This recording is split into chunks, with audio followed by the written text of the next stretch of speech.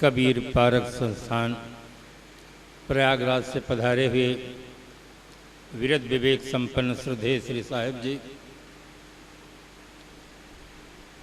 हैदराबाद कबीर आश्रम से पधारे हुए संत प्रवर श्री बोधप्रिय साहिब जी, कबीर पारक संस्थान प्रयागराज के संस्थान के अध्यक्ष श्री कृपा शरण साहिब जी,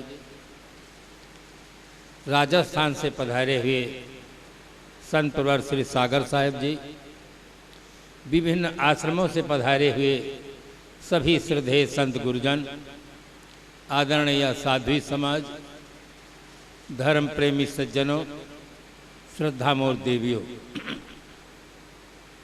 कबीर जयंती महोत्सव का दूसरे दिन का ये दूसरा सत्र है।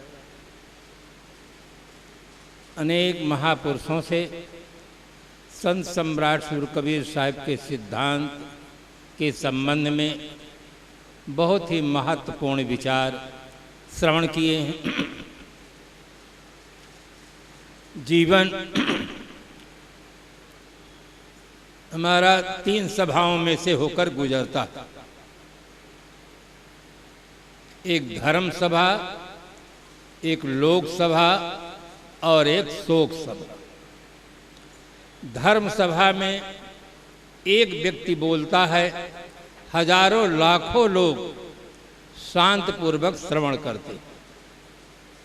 लोक सभा में सब बोलते हैं, एक सुनता है अध्यक्ष, और शोक सभा में कोई बोलता ही नहीं, सब मौन रहते हैं, थोड़ी देर उपस्थिति देकर चल देते। हमारा आपका ये बहुत बड़ा सौभाग्य है कि हम धर्म सभा में उपस्थित हैं। संत गुरुजन जीवन के अमूल सिद्धांतों की चर्चा करते हैं, हम उसे सादर श्रवण करते हैं। संसार में एक से एक मूल्यवान चीजें हैं, चांदी, सोना, हीरा, मोती आदि, किंतु सर्वाधिक मूल्यवान जीवन है। जीवन से बढ़कर दुनिया में कोई मूल्यवान चीज नहीं। जीवन है तो सत्ता से, संपत्ति से, प्राणियों से, पदार्थों से संबंध है। जीवन दीप बुझ जाए तो किसी से कोई संबंध नहीं, न सत्ता से, न संपत्ति से, न प्राणियों से, न पदार्थों से। एक शायर ने बहुत सुंदर शब्दों में 2 लाइन में कहा, आँख खुली तो सपना गया, अब आँख मिची तो अपना गया। 2 दिन का मेहमान है तू, सांस रुकी तो दफना गया। हर आदमी जब संसार में आता है, क्या लेकर के आता है? एक दूसरे शायर ने जीवन के रूपरेखा में बताते हुए असलियत की ओर ले जाता है। कहता है, बिना लिबास आए थे इस जहां में हम, बिना लिबास आए थे इस जहां में हम, सिर्फ एक कफन के खातिर इतना सफर करना पड़ा। संसार में जब व्यक्ति आता है बिना वस्त्र के आता है, चाहे राजा हो, महाराजा हो, रानी हो, महारानी हो, फकीर हो, जो भी संसार में आता है बिना वस्त्र के आता है। आता है संसार में, उसे सब मिलता है, वस्त्र मिलता है, पत्नी मिलती है, पति मिलते हैं, बच्चे मिलते हैं, पद मिलता है, प्रतिष्ठा मिलती है, संपत्ति मिलती है। रात दिन परिश्रम करता है, 70, 80, 90, 100 साल, किंतु मिला का अंतिम में सिर्फ एक कफन के खातिर इतना सफर करना पड़ा। 70, 80 साल रात दिन परिश्रम किए, मिला क्या? एक कफन मिला, बाकी जो मिला सब छूट गया। ये असलियत है। संसार की परिवर्तनशीलता पर बहुत गहरा चिंतन है, किंतु इस परिवर्तनशील शरीर संसार में ऐसा भी एक तत्व है जो अपरिवर्तनशील है, जिसमें किंचित भी परिवर्तन नहीं होता। शरीर में परिवर्तन आप देखते हैं, बाल अवस्था में कितना छोटा सा शिशु होता है, परिवर्तन होते होते एक दिन वो इतना बड़ा हो जाता है, इतना मजबूत हो जाता है, और एक दिन वृद्ध अवस्था की ओर जाता है, एक दिन राम नाम सत्य हो जाता है। परिवर्तन ही परिवर्तन होता रहता है, किंतु इसी परिवर्तनशील शरीर में अपरिवर्तनशील मौजूद है, जिसके रहने से आदमी देखता है, सुनता है, खाता है, पीता है, हंसता है, बोलता है, चलता है, सोता है, जागता है। अगर वो सत्ता न रह जाए तो सब एक बार की बंद हो जाता है। जैसे विद्युत के रहने पर ट्यूबलाइट जलती है, पंखा चलता है, टेलीविजन काम करता है, बिजली चली जाती है, सब बंद हो जाता है। ऐसे शरीर के अंदर एक ऐसी सत्ता है जो चिन्मय सत्ता है, ज्ञानमय सत्ता है, जिसका होना ही जीवन है, न रह जाना ही मृत्यु। इस सत्ता की ओर हजारों साल पहले भी चिंतन किया गया है। श्रीमद् भागवत महापुराण में एक कथा आती है, राजा ऋषभदेव की कथा, जो जैन के आदि प्रवर्तक थे, ऋषभदेव जी। ग्रंथ में तो लिखा है कि उनके 100 पुत्र थे, लगता है एक जीरो बढ़ा दिए होंगे। राजा थे, वहां लिखा गया कि 100 पुत्र थे। बहुत ध्यान से सुनेंगे, अपने ऊपर चिंतन करेंगे। जब आदमी के मन में राग होता है, संसार का चिंतन करता है, तो आदमी शादी का चुनाव करता है और शादी करता है। जब आदमी के मन में विराग होता है, आत्मचिंतन होता है, तब आदमी साधना करता है। जब उनके मन में राग था तब शादी किए, 100 बच्चे हुए। अब उनके मन में विराग हुआ, साधना की ओर जाते हैं। चलते समय अपने सभी पुत्रों को बुला करके उन्होंने जो उपदेश दिया है, वह उपदेश आज भी हर पिता को अपने बच्चों को देना चाहिए। आपके मन में एक प्रश्न उठता होगा, हजारों साल पहले जो उपदेश दिया गया था, क्या आज के युग में प्रासंगिक है? कुछ चीजें ऐसी होती हैं जो शाश्वत होती हैं, हर युग के लिए प्रासंगिक होती हैं। उन्होंने क्या उपदेश दिया जो आज के लिए भी प्रासंगिक है? उन्होंने अपने 100 पुत्रों से कहा, जिसके रहने से माँ माँ कहलाती है, पिता पिता कहलाता है, पति पति कहलाता है, पत्नी पत्नी कहलाती है, गुरु गुरु कहलाता है, शिष्य शिष्य कहलाता है। जिसके न रह जाने पर माँ माँ नहीं रह जाती, पिता पिता नहीं रह जाता, पत्नी पत्नी नहीं रह जाती, पति पति नहीं रह जाता, गुरु गुरु नहीं रह जाता, शिष्य शिष्य नहीं रह जाता। वह तत्व क्या है? इसे जानो, इसे पहचानो। कितना सुंदर उपदेश दिया है। जिसके रहने से माँ माँ है, न रह जाने पर वो मिट्टी।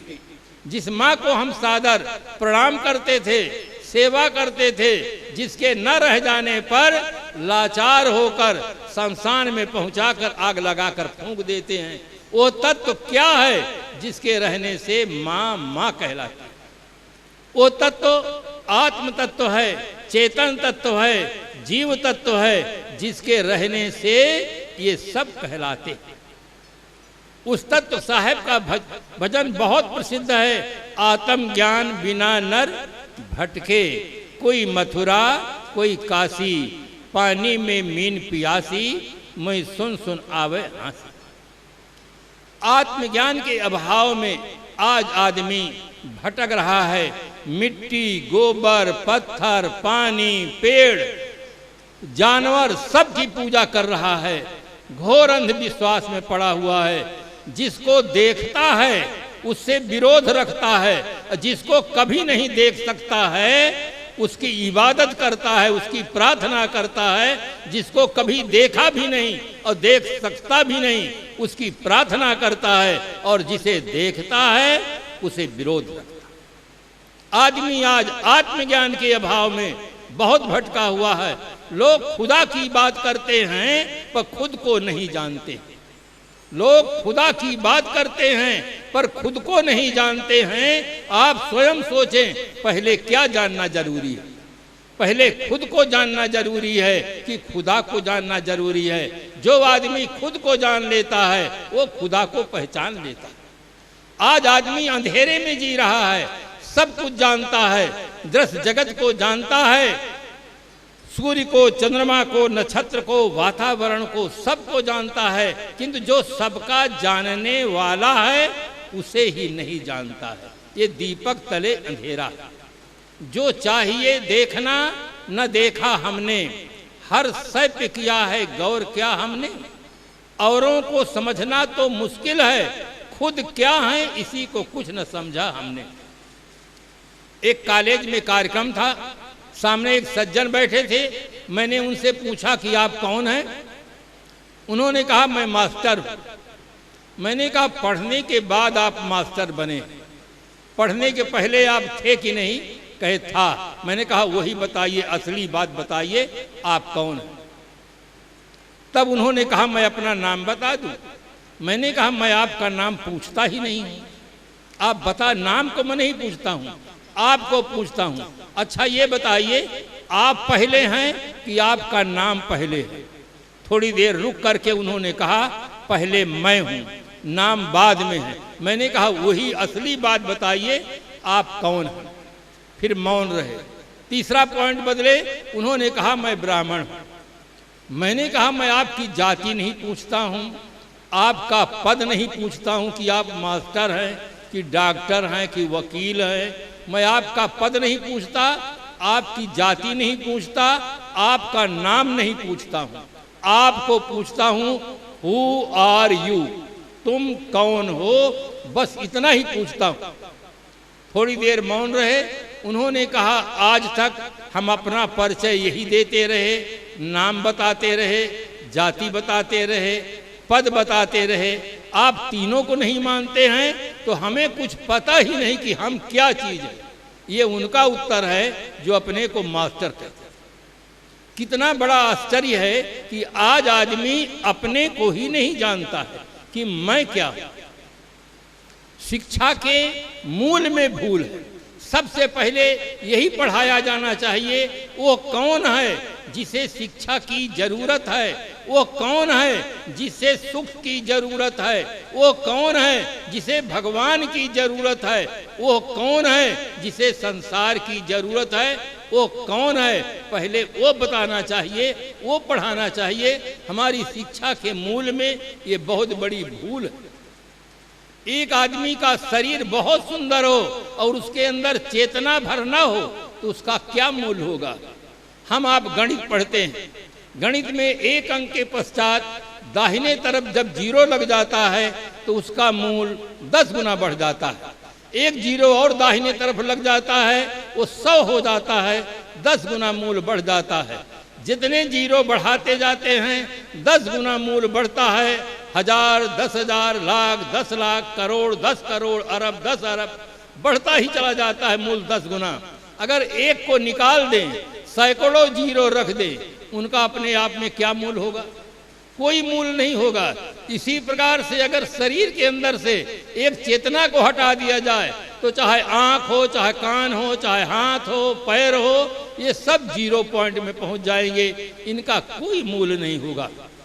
लोगों को दिमाग में भ्रम है कि आंख देखती है, कान सुनता है। वास्तविकता नहीं है। आंख से हम देखते हैं, कान से हम सुनते हैं, हाथ से हम काम करते हैं। अगर हम ना रहें तो आंख देख नहीं सकती, कान सुन नहीं सकता। हर आधुनिक युग में बहुत सुंदर उदाहरण है फोन का।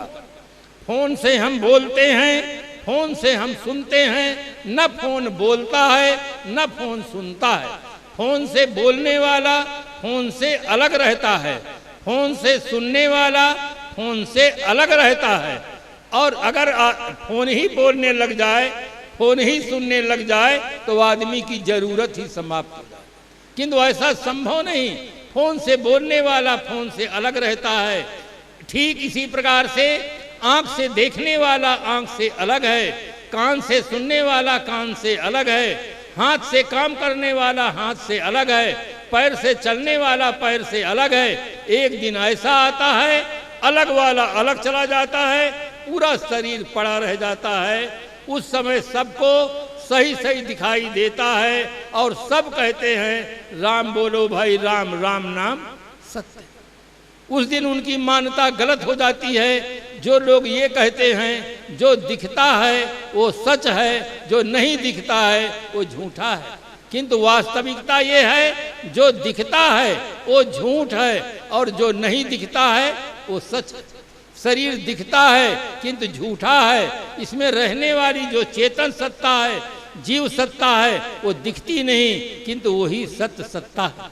पूरा पेड़ दिखता है, डगाली दिखती है, पत्ते दिखते हैं, फूल दिखता है, फल दिखता है, किंतु जिसके आधार पर वृक्ष खड़ा है वह जड़ें नहीं दिखती हैं। तो क्या जड़ नहीं है? जो दिखता है वो नहीं दिखने वाले के आधार पर खड़ा है। जो नहीं दिखता है अगर वो हट जाता है तो दिखने वाला गिर जाता है। इसलिए बंधुओं, उस तत्व का बोध प्राप्त करो जिसके रहने से सब होता है, जिसके न रह जाने पर सब बंद हो जाता है। पढ़ना लिखना बोलना सुनना खाना पीना सब बंद हो जाता है। हर आदमी को पहले उस तत्व का बोध चाहिए। उस तत्व के बोध के लिए हमें सद्गुरु चाहिए। जीवन के 3 परम मित्र हैं। पहला सबसे अधिक मित्र सद्गुरु है। सद्गुरु के मिलने से अज्ञान जनित जितना कष्ट है बोध प्राप्त कर लेने पर सब कष्ट दूर हो जाता है। सबसे बड़े मित्र सद्गुरु हैं। महाराज गोस्वामी जी भी इस तथ्य को स्वीकार करते हैं। उन्होंने अपनी रामचरितमानस में लिखा, भूम जीव संकुल रहे गए शरद ऋतु पाए, सतगुरु मिलहित जाहि जिम संशय भ्रम समुदाय। जैसे वर्षा ऋतु में अनेक प्रकार के छोटे छोटे कीड़े उत्पन्न हो जाते हैं, किंतु शरद ऋतु के आते ही सारे कीड़े समाप्त हो जाते हैं। इसी प्रकार से सद्गुरु के मिलने के पूर्व मन में भ्रम होता है, संशय होता है। ये 2 बहुत बड़े जाल हैं। सद्गुरु कबीर साहब की भाषा में कहूँ तो उन्होंने कहा, भंवर जाल बगु जाल है, बूढ़े बहुत अचेत, कहाँ ही कबीर ते बाँची हैं जाके हृदय विवेक। ये भ्रम जाल भंवर जाल है, संशय जाल बगु जाल है, वाणी का जाल है। और शब्दों में कहूँ तो एक को खानी जाल कहते हैं, एक को वाणी जाल कहते हैं। और सरल शब्दों में कहूँ तो एक विषया शक्ति का जाल है, एक स्वरूप से भिन्न कल्पना का जाल है।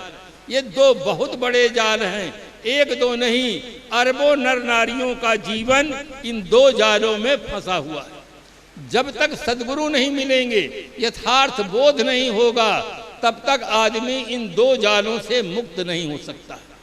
बड़े बड़े कहलाने वाले लोगों से मैंने पूछा वाणी जाल में, वो समझा रहे थे परमात्मा दयालु है, सर्वशक्तिमान है, जगत को कैसे बनाया, इस विषय पर बोल रहे थे।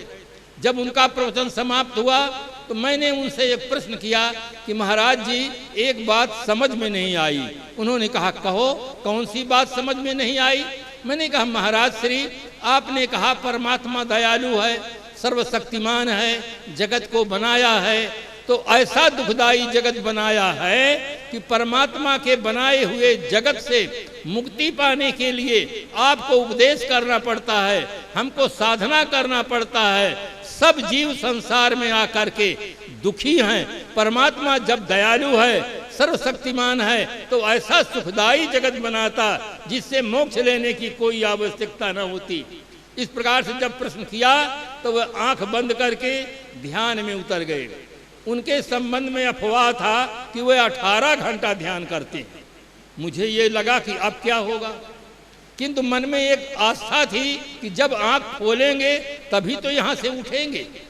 बैठे रहे, पूरा समाज बैठा था, सुबह का समय था सत्संग का। जब आधा घंटा के बाद आंख खोले तब उन्होंने कहा कि ये बात तो परमात्मा ही जान सकता है, आदमी नहीं जान सकता।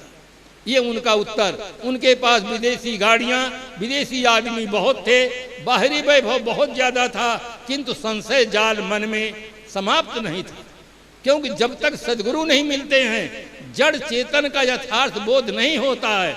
तब तक आदमी निर्भ्रांत नहीं हो सकता है। सबसे ज्यादा आवश्यकता है हमें सदगुरु की। सदगुरु कबीर साहब ने कहा, जाको सदगुरु ना मिला व्याकुल दहु दिस धाय, आंख न सूझे बावरा घर जरे घूर बुताए। आज सदगुरु की बहुत बड़ी आवश्यकता है, जिससे हमें यथार्थ बोध होता है। बोलो सदगुरु देव की।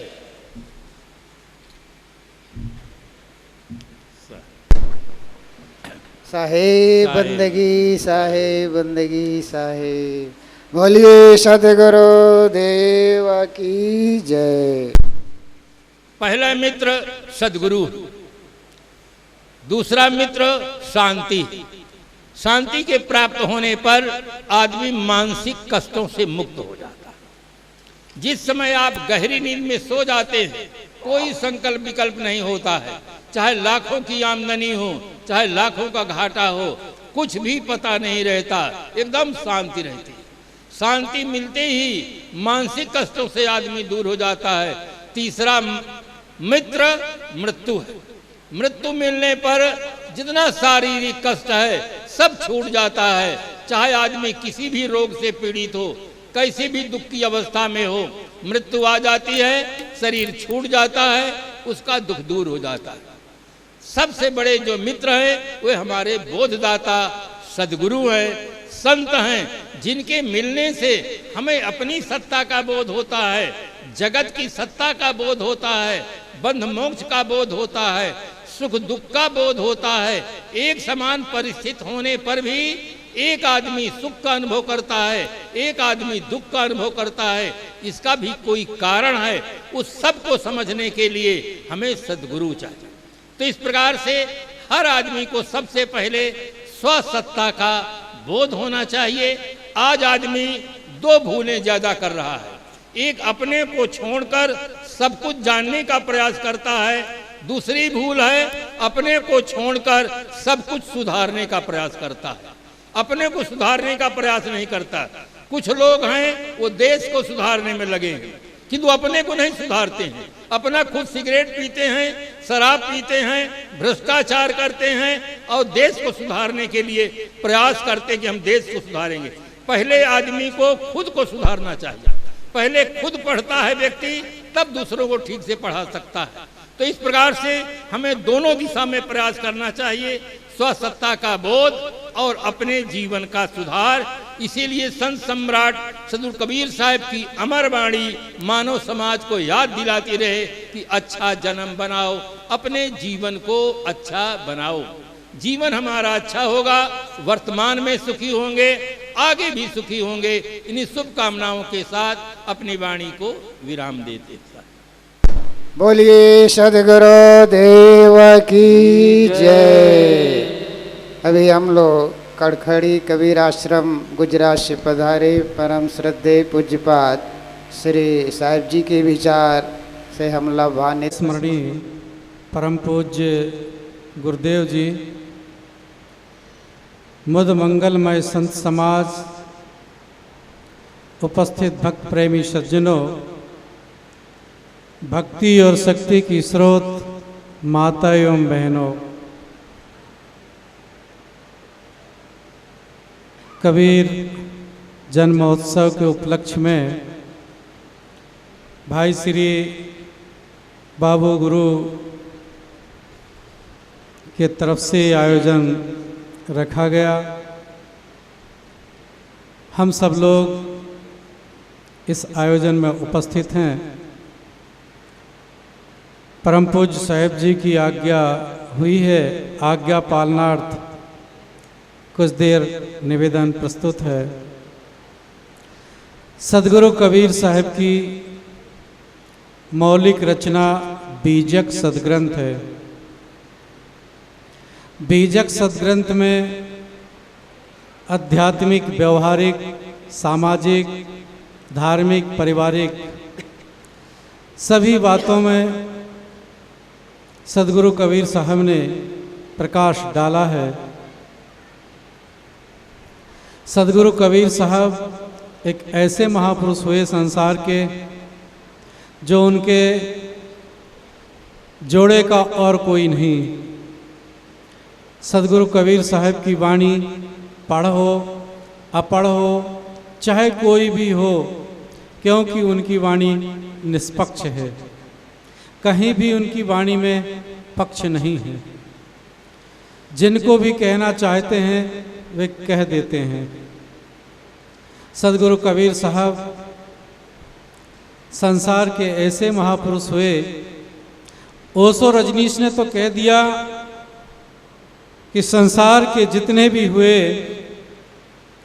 वे सब झूठे हैं और कबीर साहब एक अनूठे हैं। उनका ज्ञान ही ऐसा है, कहीं किसी प्रकार से उनमें चिपक नहीं। और ज्ञान है आरसी, एक तरफा दिखलाए, और चश्मा ज्ञान कबीर का आर पार दिखलाए। ऐसा आर पार सदगुरु कबीर साहब का ज्ञान है। कबीर साहब कोई कोने पे बैठ के नहीं कहते, सबके सामने चौड़े पे कहते हैं। खड़ा कबीर बाजार में, मांगे सबकी खैर, ना काहू से दोस्ती ना काहू से बैर। ऐसा संसार में और कोई महापुरुष नहीं हुआ जो सबके सामने उजागर कह दे, क्योंकि जो बात सच है उसको कहीं भी कही जा सकती है, झूठ बात तो चुपके से कही जाती है। सदगुरु कबीर साहब चौड़े में कहते हैं कि सबकी मांगे खैर। पीछे से गोस्वामी तुलसीदास जी हुए, उन्होंने भी कहा, उन्होंने कहा विप्र धैन सुर संत हित लीन मनुज अवतार। सिर्फ ब्राह्मण के लिए, गाय के लिए, देवता नामधारी के लिए, संत के लिए, और किसी के लिए नहीं। लेकिन कबीर साहब सबके लिए कहते हैं, एक तरफ से किसी को भी छोड़ते नहीं हैं। जिस सभा में जाते हैं उस सभा में कहते बूझ लीजिए ब्रह्म ज्ञानी। ब्रह्म ज्ञानियों को भी कहते हैं, संतों को कहते हैं। संतो भक्ति शतो गुरानी। जिस सभा में जाते उस सभा में संबोधित करके कहते हैं सदगुरु कबीर साहब। ऐसे महापुरुष हुए जिनके अंदर में अंधविश्वास नाम की चीज नहीं थी, चमत्कार और धोखा बिल्कुल नहीं था। चमत्कार धोखा को साफ कर देने वाले सदगुरु कबीर साहब, उनकी वाणी देश और विदेश में प्रचलित है। कोई और तो जैसे महापुरुष हुए तो सब एक एक पंथ मत में बंध के रह गए, लेकिन सदगुरु कबीर साहब किसी मत पंथ में बंध के नहीं रहे। क्यों? कि वे सबके लिए कहते थे, इसके लिए सबके ही हैं। और कोई होंगे तो एक क्षेत्र में होंगे, राम का नाम लेने वाला कृष्ण का नहीं लेगा, कृष्ण का लेने वाला शंकर का नहीं लेगा। लेकिन सदगुरु कबीर साहब के बारे में ऐसी बात नहीं है। सबका नाम लेते हुए भी कबीर साहब का नाम प्रसिद्ध है। उनकी वाणी ही ऐसी है। ब्राह्मण क्षत्रिय वैश्य शूद्र जो भी नामधारी हो, वो सीधे से कहते, जात पात के बारे में कह देते हैं।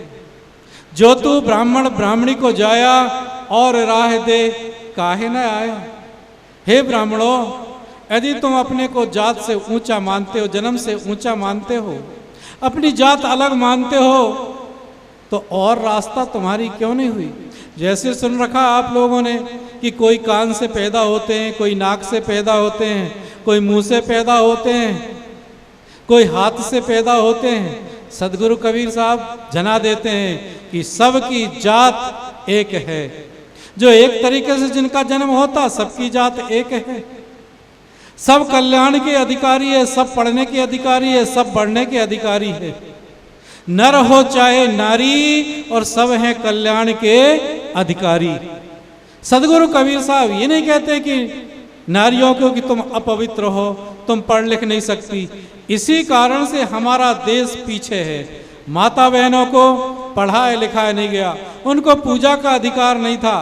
उनको मालूम नहीं कि पहले की ऋचिकाएं हमारी जो वेदों की रचना करने वाली, वेदों को सूत्र बनाने वाली कौन थी? गार्गी, घोषा, अपाला, वारुणी, मैत्री, ऐसी ऐसी महिलाएं हुई। और आज हमारे देश की महिलाएं इस संत महात्माओं की देन है जो इतनी आगे आ गई हैं। पति की भी पति, राष्ट्रपति, मुख्यमंत्री, प्रधानमंत्री, सब हमारे देश की महिला। प्लेन चलाने वाली, ट्रेन चलाने वाली, सब कार में आगे आने वाली हमारी देश की देवियां हैं। पर इनको पीछे ढकेला गया, इनको कह दिया गया कि तुम आगे बढ़ने वाली नहीं हो।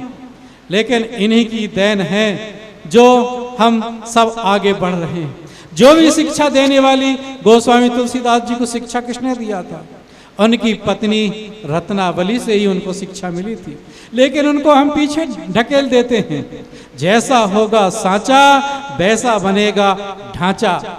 माता ही यदि हो अज्ञान तो पुत्र कैसे बने महान। ये माता की देन है। जैसी माता शिक्षा दीक्षा देती है, जैसी वो अपने खाते पीते रहन सहन आचार व्यवहार होती है, वैसे ही संतान में प्रभाव पड़ता है। इसलिए माता का कर्तव्य है कि सबसे ज़्यादा पढ़ी लिखी, ज्ञान में आगे होना चाहिए। उसका ही प्रभाव तो पड़ता है, पर हम उनको पीछे ढकेल देते हैं। ये पढ़ नहीं सकती, ये बढ़ नहीं सकती, आगे नहीं चल सकती। उनको पीछे ढकेलने का कारण हमारा देश पिछड़ा है। सदगुरु कबीर साहब इसी को कहते, सबसे आगे माँ, फिर इसके बाद पिता, पहले सीता फिर राम, पहले राधे फिर श्याम। पर इस बात को हम जानते नहीं, इसको तो हम पीछे ढकेलने वाले हैं। इसलिए पढ़ने का अधिकार सबको पहले है। पढ़ाई और सफाई जीवन में उसी की होगी भलाई। चाहे कोई भी हो, पढ़ने लिखने का अधिकार है, पीछे जाने का अधिकार नहीं है। हम कौन हैं? हम मानव मात्र हैं। हम अपने आप को मनुष्य समझें, हम अपने आप को ना ऊंच समझें ना नीच समझें। ऊंच नीच तो अपने कर्म से होते हैं, जो जैसे कर्म करता है।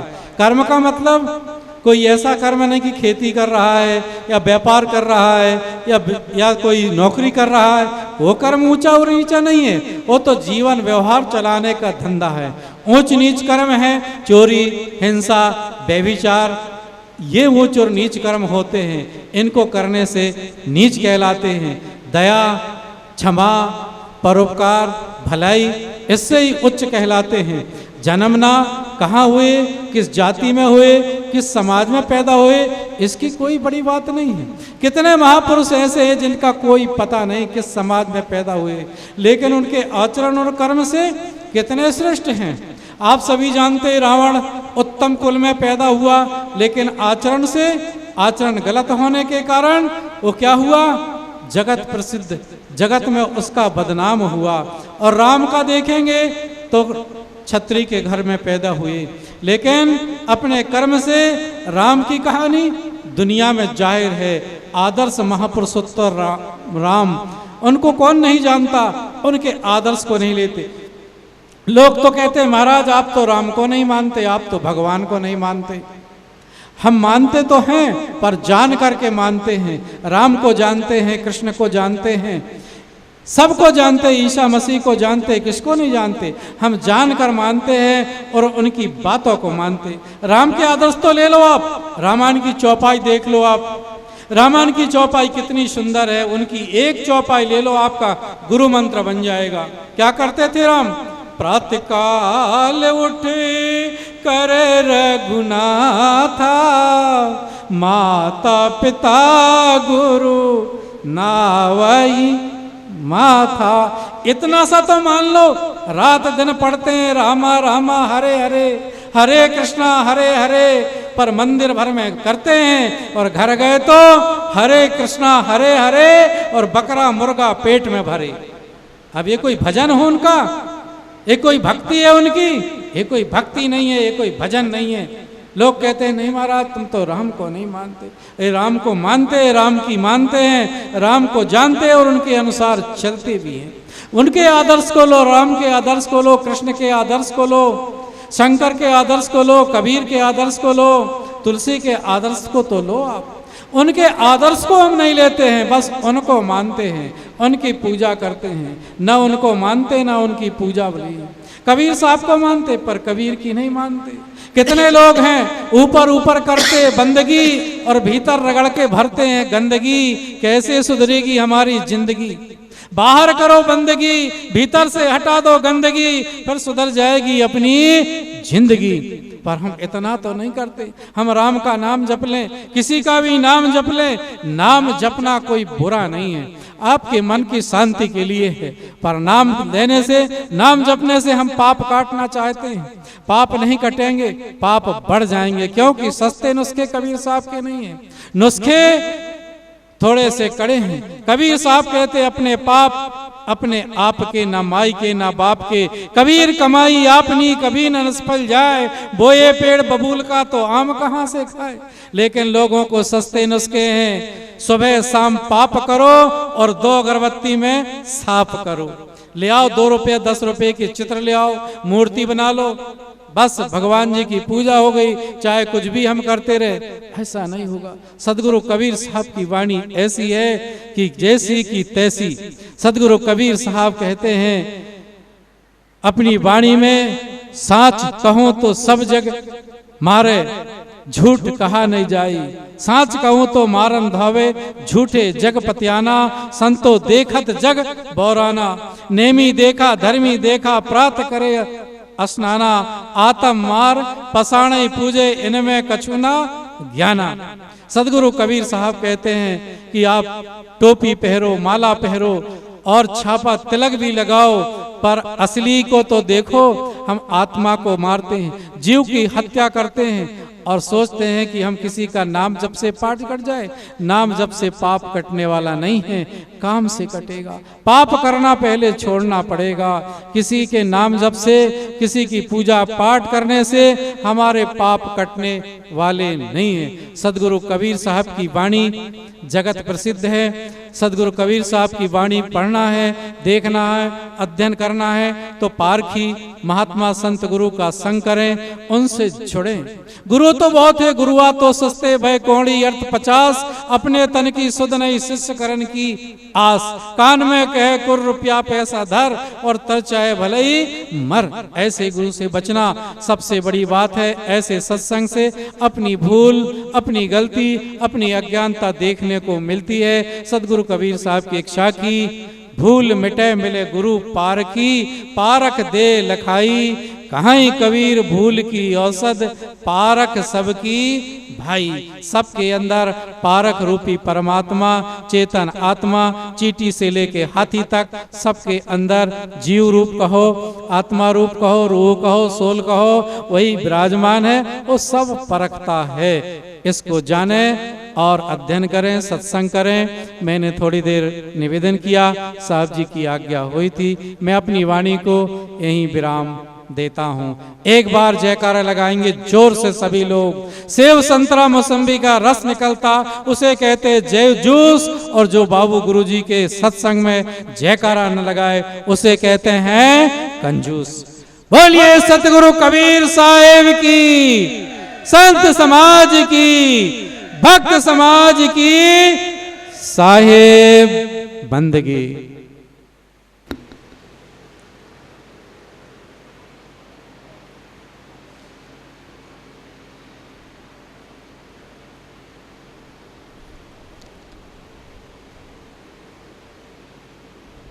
महेश जी के विचार सुने।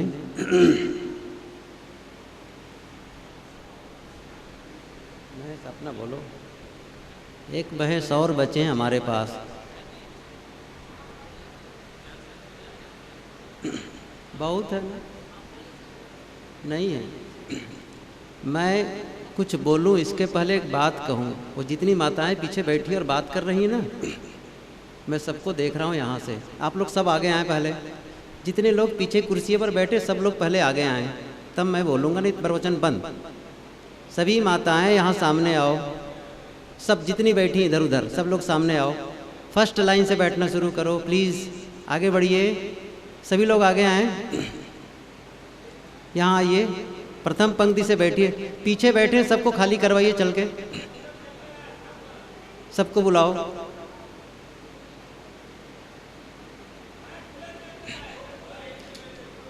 बुलाओ बुलाओ, कूलर की बात नहीं है, कुछ नहीं है, यहाँ आने दो। वो वहाँ बातें करते हैं, मैं देख रहा हूँ यहाँ से, कोई सुनता नहीं है वहाँ। कूलर को घुमा दीजिए इधर, भले उसका चेहरा, कूलर का चेहरा घुमा दो।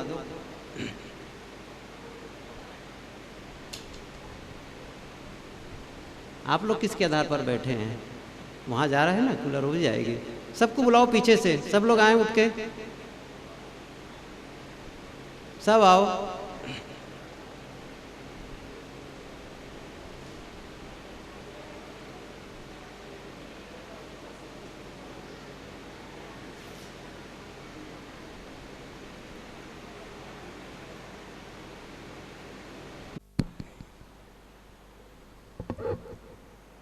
आवाज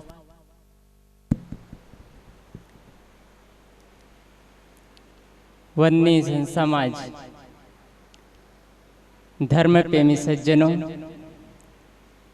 श्रद्धा मूर्ति माताओं,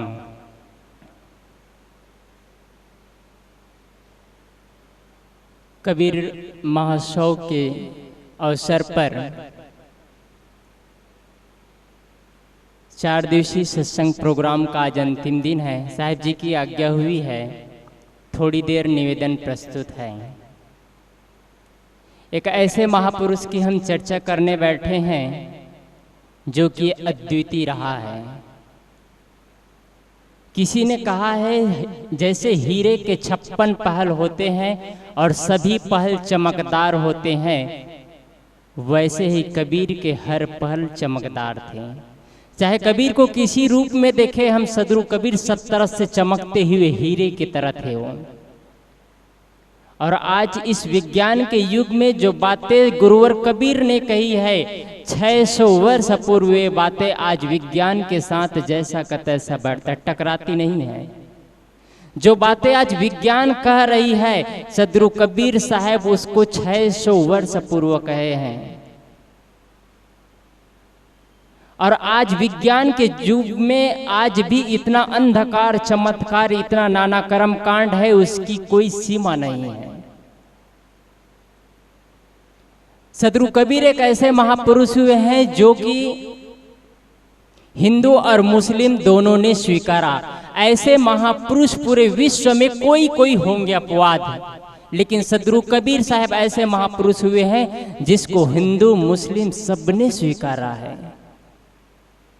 सब कहते थे कबीर हमारे हैं, कबीर हमारे हैं। आज आदमी आदमी को बांट रहा है, लेकिन सदगुरु कबीर एक ऐसे महापुरुष हुए हैं जिसको सबने अपनाना चाहा है। आज आदमी आदमी से डर रहा है, आदमी ही आदमी को आज खंडित करने के लिए बैठे हैं। एक दूसरे के छुआछूत कर रहे हैं, एक नीचा है, एक बड़ा है, ये छोटा है, ये बड़ा है। आदमी आज ना जाने कितने प्रकार के रोग ऊपर रोग लगाते जा रहे हैं। मानवता खंडित होती चली जा रही है और महापुरुषों की वाणी एक तरह से दफन होती जा रही है। एक ऐसे महापुरुष जिसके बारे में आदमी चर्चा करते ही उनके दिमाग में एक नए ख्याल आ जाते हैं, जिनके जीवन में न कोई खास एजुकेशन नहीं था उनके पास, न पढ़ने लिखने का कोई साधन था। एक अद्वितीय कबीर जो कि अपने बल पर, अपने दम पर दुनिया में एक ऐलान खड़ा कर दिया। और सदगुरु कबीर जिन्होंने जनमानस में आज जो भी बात गुरुवर कबीर ने कही है, जनमानस में कही है, उसके पूर्व हुए हैं, बुद्ध हुए हैं, महावीर हुए हैं, कृष्ण हुए हैं। ये सदगुरु कबीर की तरह नहीं थे, वे अलग थे। सदगुरु कबीर एक गरीब झोपड़े में पड़ने वाले थे और गरीबों के बीच में, आम जुलाहों के बीच में रहते थे और आम लोगों के बीच में वो अपनी बात कहते थे। लेकिन जिसे बुद्ध है, कबीर है, महावीर है, ये इनकी बातें अलग अटपटी रहती है। कृष्ण और महावीर की बातें आप देखेंगे, ये बातें सूझी और बुझी सी बातें रहती है। सूझी बुझी बातें कहते हैं, सीधा बातें नहीं कहते हैं। गुरु और कबीर को न बोलने का ढंग है, न कुछ भी तजुर्बा नहीं, लेकिन उनके बातें आदमी को दिल में चुभ कर जाती है। वो किसी को छोड़ते नहीं हैं, हिंदू मुस्लिम किसी को नहीं छोड़ते हैं। जब अध्यात्म की बात आती है तब भी कहते हैं, अब की पुरिया जो निर्वारे सो जन सदा आनंदा। बड़ा प्रेम से कहते हैं, दादा भाई बाप के लेखों चरणन होई हैं बंदा, अब की पूरिया जो निर्वारे सोजन सदा बंदा। जो अब की पूरिया निर्वार दे, अब की बार अपनी वासनाओं का पूरिया समाप्त कर दे। वासना क्या है? कोई भी चीज के प्रति हमारी आसक्ति हो जाना ही वासना है। हम जीवन को बदलना चाहते हैं तो भ्रम और मान्यताओं से ऊपर उठते जाए। जिस समय गुरुवर कबीर हुआ है, कबीर हुए उस समय ब्राह्मणों का वर्चस्व था, लेकिन उसी ब्राह्मणों के बीच में कहते हैं, पहिरे जनेऊ जो ब्राह्मण होना मेहरू को क्या पहराया। अगर तुम जनेऊ पहन के ब्राह्मण होते हो तो अपने पत्नी को तुम क्या जनेऊ पहनाए हो तो ब्राह्मण नहीं हुए, फिर उसके हाथ से कैसे खाते हो?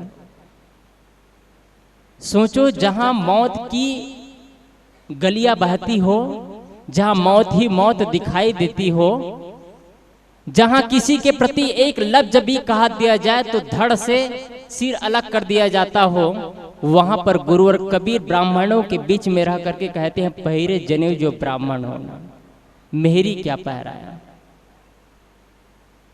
किसी को मुलाजे पर नहीं छोड़ते थे, मुसलमानों को भी नहीं छोड़ते थे, न हिंदुओं को नहीं छोड़ते थे। मुसलमानों को कहते थे, काजी तुम कौन किताब खानी झंकत भकत रहू निसी बासर मती को नहीं जानी। तुम कौन किताब की बखान करते हो, कौन है तुम्हारा ऐसा ईश्वरी किताब जिसकी तुम बखान करते हो, झकते हो, बकते हो, लेकिन आत्मा विश्लेषण के बारे में नहीं जान पाए तो क्या जाना तुमने। गुरुवर कबीर आज भी हिंदू और मुसलमान आपस में जितना एकता और प्रेम होना चाहिए नहीं है। गुरुवर कबीर ने इसे एक सूत्र में बांधने का प्रयास किया था। गुरुवर कबीर ने एक सूत्र में ही बटोरने का प्रयास किया, लेकिन लोग कटते गए। आदमी जब व्यापार की बातें आती है, हिंदू मुस्लिम सिख ईसाई एक साथ व्यापार करते हैं। आप देखिएगा, एक ही दुकान में जाएंगे, एक ही बैंक में जाएंगे, एक ही गाड़ी में बैठेंगे। जब अध्यात्म की बात आती है, जब परमात्मा की बात आती है,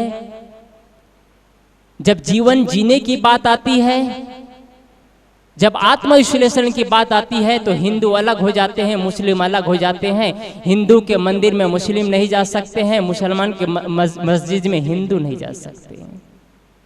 जहां जीवन सुधार की बातें होती है वहां एक जगह नहीं जा सकते हैं। लोग कहते हैं ये हिंदुओं का प्रोग्राम है, हम यहाँ नहीं जा सकते। जहां मस्जिद है वहां पर हिंदू नहीं जा सकते। जहां जीवन परिवर्तन केंद्र है वहां बंटवारा, और जहां आपस में उलझने की जगह है। गुरुदेव जी ने कहा है, परमार्थ ही में झाल है, परमार्थ में झगड़ा कहाँ, व्यवहार ही में तो झाल है। जितना हमारा एक दूसरे में तू मैं होता है, व्यवहार में तो होता है, परमार्थ में झगड़ा कहाँ है। लेकिन आदमी ने आज परमार्थ को भी बांट दिया। जहां आत्म शांति की बात आती है उसको भी बांट दिया, वहां भी झगड़ा खड़ा कर दिया। और आज इतनी झगड़ा है धार्मिक जगहों में जितनी झगड़ा कहीं नहीं है। सबसे ज्यादा आज झगड़ा का केंद्र बन गया है धार्मिक जगह। सबसे ज्यादा लूट खसोट का जगह बन चुका है धार्मिक जगह। जितनी बेईमानियां कर सकते हैं आज धार्मिक जगह में जितनी बेईमानी होती है उतनी बेईमानी और कहीं नहीं है। आदमी कहाँ बदले अपने जीवन को, कहां पर आस्था रखे। आज जिन संतों के प्रति आस्था रखी जाती है वो संत आज जेलों में पड़े हैं। तिहाड़ जेल में देखिए कितने संत पड़े हैं।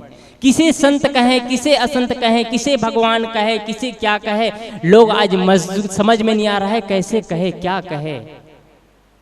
पर भी इसी जीवन में हमको अपने आप को निखारना है, इसी जीवन में अपने आप को परिवर्तित करना है। आदमी अगर प्रेम से जीना चाहे, सुख से जीना चाहे, तो ना ही मंदिर, ना ही मस्जिद, ना ही गिरजाघर, ना ही कहीं जाने की जरूरत नहीं है। बस अपने घर को मंदिर बना ले, अपने घर को मस्जिद बना ले, अपने घर के लोगों को गुरु बना, महापुरुष मान ले, गुरु मान ले, देवता मान ले, और घर ही मंदिर बन जाए तो कोई दुनिया में आपत्ति नहीं आएगी। लेकिन घर के देवता के साथ बहिष्कार, जो अन्न खाते हैं उसका अन्न छीना जाता है, जो अन्न नहीं खाते उसको अन्न चढ़ाया जाता है। गलत नहीं है, मंदिर में जाना गलत नहीं है, मस्जिद में जाना गलत नहीं है। एक आदमी ताश खेलता है, उससे अच्छा है मंदिर में जाकर पूजा तो करते हैं। एक आदमी जुआ खेलते हैं, बीड़ी पीते हैं, सिगरेट पीते हैं, उससे कहीं अच्छा है कम से कम वो मंदिर में जाकर के भगवान की आराधना तो करते हैं।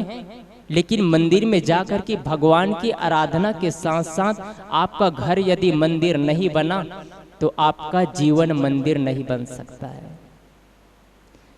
यदि आपको जिस मूर्ति को आप स्थापित किए हैं उसमें ही भगवान नजर आता है और घर के लोगों में भगवत्ता नजर नहीं आती है, भगवान नजर नहीं आती है, तो आप सिर्फ एक काष्ठ की मूर्ति की तरह है, बस पत्थर की मूर्ति की तरह। बुरा नहीं है पूजा करना, गलत नहीं है। आप जिस महापुरुष की पूजा करते हैं इसके मतलब आज सिर्फ फूल बत्ती और अगरबत्ती न घुमाते रहिए।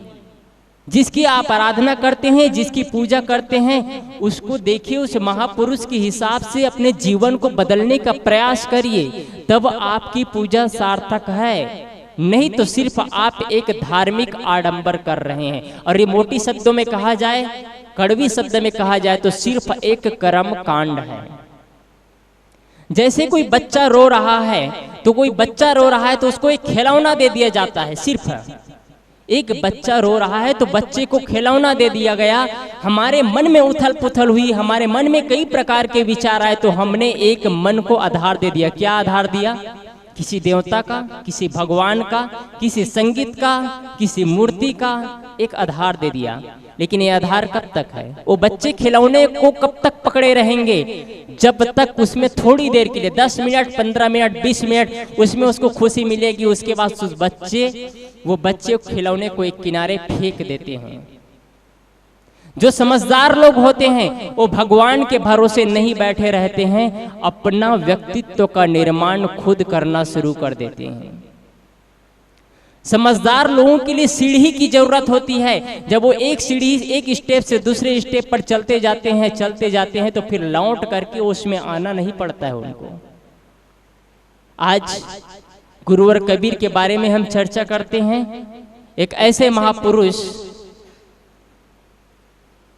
जिन्होंने कर्मकांड का एक किनारे, कर्मकांड को एकदम बिल्कुल किनारे कर दिया उन्होंने। और आज यदि हम अपने जीवन को कर्मकांड में ही उलझाते रहे तो जीवन में हम विकास नहीं कर पाएंगे। कर्मकांड में जीवन सिर्फ थोड़ा देर के लिए होती है। कर्मकांड जैसे आपने एक पूजा किया, पूजा करने से थोड़ी शांति मिली, ये शुरुआत की स्थिति है, लेकिन इतने में जीवन में शांति नहीं मिल जाती है। हम जिन महापुरुषों की आज पूजा करते हैं, अर्चना करते हैं, वो कर्मकांड में नहीं उलझे रहे हैं। उन्होंने अपने जीवन का केंद्र अपने ओर बताया है और इसलिए हम सब कर्मकांड बस मत करते रहे, कर्मकांड से ऊपर उठे, तब हमारा जीवन बदल सकता है। गुरुवर कबीर हम सबको इशारा करते हुए कहते हैं कि अपने ओर मुड़ जाना है और प्रेम से कहते हैं, दादा भाई बाप के लेखों चरणन हुई है बंदा, अब की पुरिया जो निरवारे सोजन सदा आनंदा। मैं दादा कहता हूँ, भाई कहता हूँ, बाप कहता हूँ, चरणों की वंदना करता हूँ। इतना बड़े महापुरुष सोची कितना करुणा के साथ कहते हैं, दादा भाई बाप के लेखों चरणन हुई है बंदा। कोई बड़े आदमी इतना करुणा हो करके कहे, उनके अंदर वो दर्द है, वो महसूस करते हैं कि मुझे जीवन में कितने तकलीफें मिली है, वो तकलीफ लोगों को ना मिले, इसलिए बड़ा प्यार से पुकारते हैं, बड़े प्यार से कहते हैं कि अब की बार जो वासना की पुरिया है उसका निर्वार कर दो। और गुरुवर कबीर ये भी कहते हैं, जिस समय गुरुवर कबीर थे उस समय गंगा की प्रसिद्धि थी, और गंगा की प्रसिद्धि थी इसलिए लोगों के रुझान को देखते हुए गुरुवर कबीर कहते हैं, जाको मन निर्मल भया जैसे गंगा नीर, पीछे पीछे हरि फिरे कहत कबीर कबीर। यदि एक गुरुवर की साखी ले ले तो जीवन बदल सकता है। एक साखी, जैसे गंगा का पानी शुद्ध और निर्मल होता है, ठीक उसी प्रकार हम अपने जीवन को निर्मल बना लें। गंगा के पानी की तरह अपने जीवन को निर्मल बना ले, फिर हमको किसी हरि और परमात्मा के पीछे जाने की जरूरत नहीं। हरि और परमात्मा जिसे हम कहते हो हमारे पीछे दौड़ेंगे। जिसका मन निर्मल हो जाएगा, क्या भाई के साथ क्लेश का भाव रखेगा? क्या भाई के साथ, पड़ोसी के साथ लड़ाई का भाव रखेगा? क्या दुनिया वालों के साथ वैर विरोध का भाव रखेगा? जिसका मन निर्मल हो जाता है उसके लिए इन तमाम राग द्वेष के लिए वक्त नहीं रहता है। मन का निर्मल हो जाना मतलब पूरा जीवन से क्लेश ही खत्म हो जाना, और जिसका जीवन में क्लेश खत्म हो जाता है उसी को हम महापुरुष कहते हैं, उसी को हम संत कहते हैं, वही महाजन है। कपड़ा बदलने से, देश बदलने से, जगह बदलने से कोई आदमी महान नहीं होते हैं। महान वह व्यक्ति होता है जिसका मन निर्मल हो जाता है। गुरुदेव जी कहते हैं, गुरुदेव जी ने एक पुस्तक लिखी है संत कौन। एक वाक्य में उन्होंने उत्तर दिया है, संत वह है जो दुखी नहीं होता है। दुखी कौन नहीं होता है? हम सब विचार करें इस पर, हमारे मन में दुख है कि नहीं है? और दुख है तो हम संत नहीं हुए हैं, और संत होना है तो जीवन से दुख की विदाई हो। बस इतना ही कहकर अपनी वाणी को विराम देता हूँ। बोलिए सद्गुरुदेव की जय।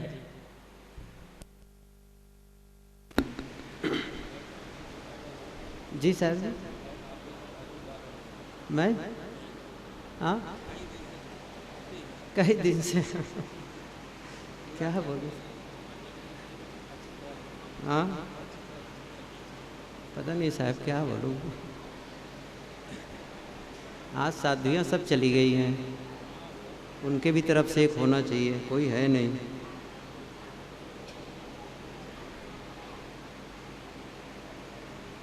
उन लोगों का टाइम है। आप लोगों में से बोलेंगे कोई साधना और सुबुद्धि में से? आप लोग बोलना है तो आ जाएं 10 मिनट के लिए। हाँ 10 मिनट नहीं बोले, 15 मिनट बोलेंगे? अच्छा हाँ ठीक है, आओ आओ बोलो। फिर तो आज तो बोलना ही है। दे भाई माइक दे दो, वहाँ लगाओ एक माइक। वो कहाँ गई? और यहाँ वाली साध्वी विजित साहब,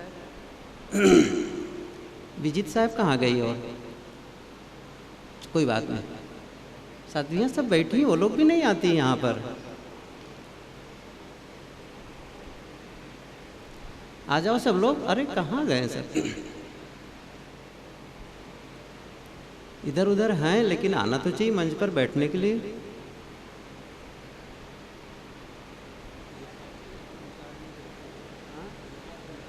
हाँ वो आई थी पता नहीं, देखा नहीं, खाली है बिल्कुल आज। हाँ आना चाहिए, उधर भी बैठी हैं जो आई हैं बाहर से, उनको भी आना चाहिए।